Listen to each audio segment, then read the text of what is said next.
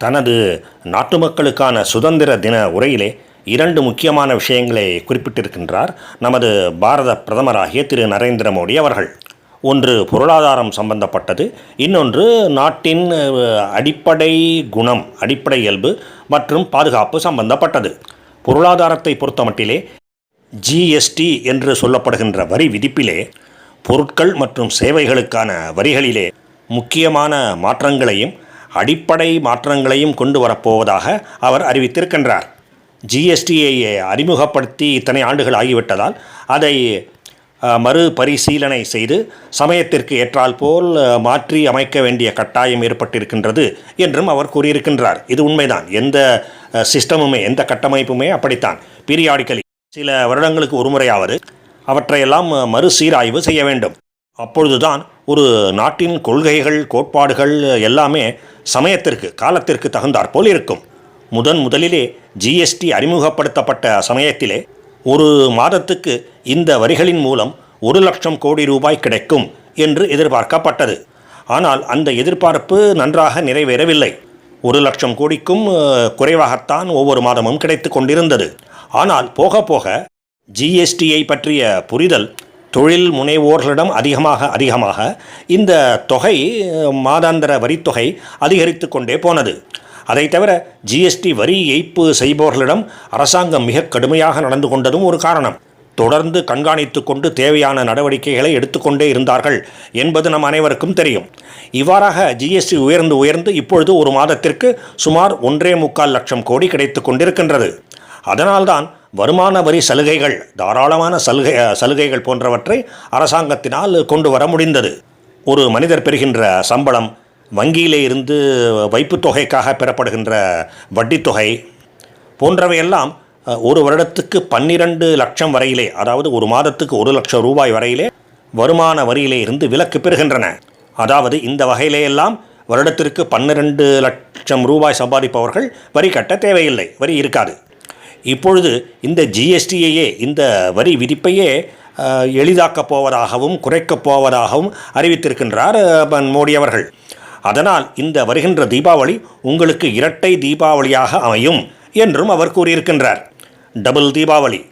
அமெரிக்காவின் மிதமிஞ்சிய வரி விதிப்பு, அதனால் நமது பொருளாதாரம் சந்திக்கப் போகின்ற சிறிய அளவிலான பின்னடைவு, இவையெல்லாம் கூட இந்த வரி குறைப்புக்கு ஒரு காரணமாக இருக்கலாம். ஆக ஜிஎஸ்டி வரி குறைப்பு என்பது உறுதியாக நடக்கும்.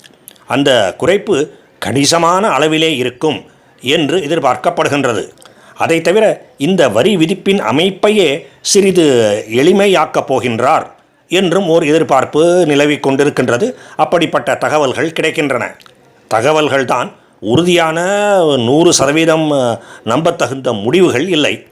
ஆனாலும் வரி விதிப்பு முறை, அமல்படுத்தப்படுகின்ற முறை எளிமைப்படுத்தப்படும் என்பதிலே எந்த சந்தேகமும் இல்லை. இப்பொழுது இருக்கின்ற 5%, 12%, 18%, 28% என்கின்ற 4 ஜிஎஸ்டி வரி படித்தளங்கள் 2ஆக குறைக்கப்படும் என்று எதிர்பார்க்கப்படுகின்றது. 5% மற்றும் 18% என்கின்ற 2 படித்தளங்கள் தான் இருக்கும் என்று எதிர்பார்க்கப்படுகின்றது. ஏற்கனவே கூறியபடி இதை 100% உறுதியாக கூறிவிட முடியவில்லை. ஆனாலும் எளிமைப்படுத்துதல், சிம்பிளிஃபிகேஷன் ஆஃப் த ஜிஎஸ்டி நடக்கும் என்பதை நிச்சயமாக எதிர்பார்க்கலாம். அவர் பேசிய மிக மிக முக்கியமான 2வது விஷயம் என்னவென்றால், நமது நாட்டின் தன்மை மற்றும் பாதுகாப்பு. எந்த நாட்டின் எந்த ஓர் அரசாங்கமுமே அதன் டெமோகிராஃபி என்று சொல்லப்படுகின்ற ஒரு விஷயத்தை தொடர்ந்து கண்காணித்து கொண்டே, கவனித்து கொண்டே இருக்கும்.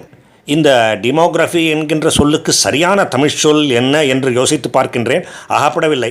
எனவே டெமோகிராஃபி என்றால் என்ன என்பதை சற்று விளக்கி கூறிவிடுகின்றேன்.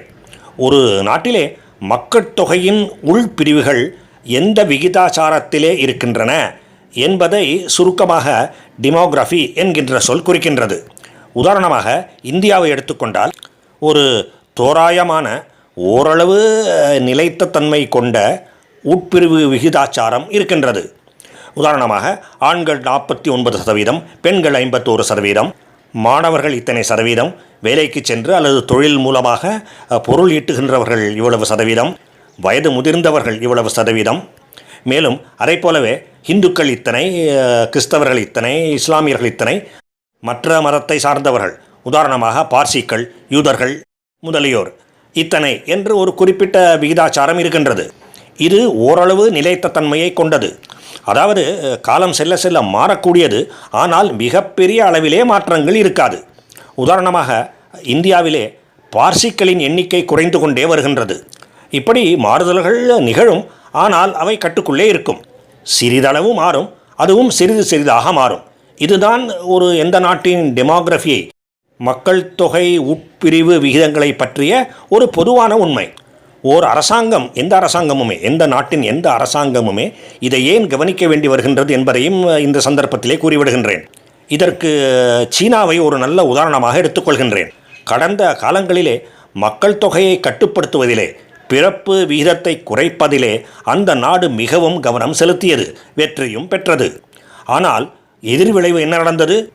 இப்பொழுது அந்த நாட்டிலே சிறுவர் சிறுமிகளும் இளைஞர்களும் குறைவாக இருக்கின்றார்கள், வயது சென்றவர்கள் மிக அதிகமாக இருக்கின்றார்கள்.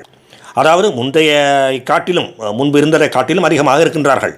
இதனால் என்ன ஆகின்றது என்றால், குறைந்த அளவிலே மக்கள் தொகை இருக்கின்ற இளைஞர்கள், பணம் சம்பாதிப்பவர்கள், அதிகமான அளவிலே ஆகிவிட்ட வயது முதிர்ந்தவர்களை ஆதரவு அளித்து காப்பாற்ற வேண்டிய நிலைமை ஏற்படுகின்றது.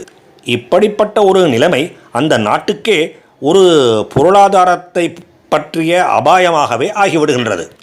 அதனால் இந்த உதாரணத்தை எடுத்துக்கொண்டு பார்க்கும் பொழுது எந்த நாடுமே அதன் டெமோகிராஃபியை, அதன் மக்கள் தொகை விகிதாச்சாரத்தை, உட்பிரிவு விகிதாச்சாரத்தை கவனிக்க வேண்டிய அவசியம் ஏற்படுகின்றது என்பது புரியும்.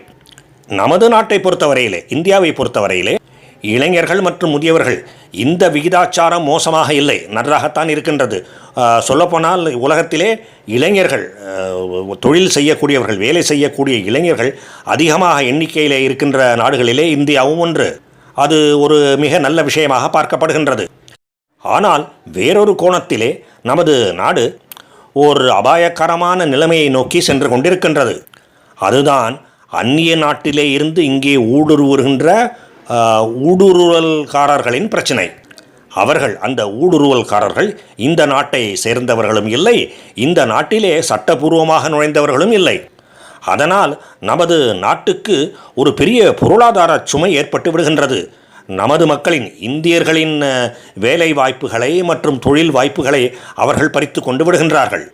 கிட்டத்தட்ட இந்தியாவின் மீது ஒரு பொருளாதார போர் தொடுப்பதற்கு சமமாகவே இது ஆகிவிடுகின்றது. இதற்கு ஒரு நல்ல உதாரணம் பங்களாதேஷ்.